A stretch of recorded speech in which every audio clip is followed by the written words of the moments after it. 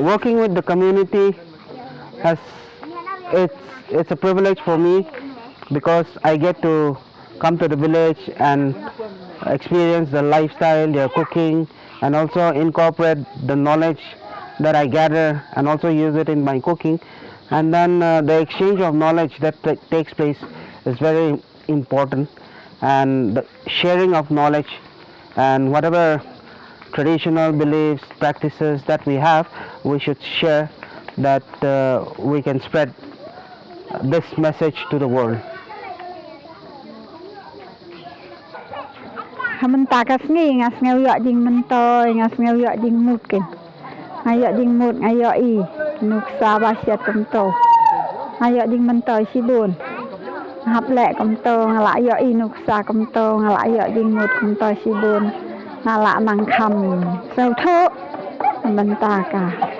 jing ai jing ban di khna thì ngasang ba kan ka jingwan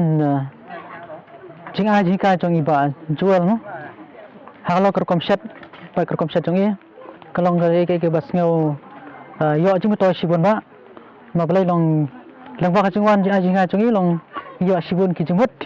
kun ba bangin set pan bang susu ya kerkom set ki jing bang fer ki bang la ban yo na ka ka snong jong I pan ma bangi sene kerkom set jong I long ke fer ni sutu ba ka fer ni set kalong ka ba simple ba ka ba kham long nulu mana ken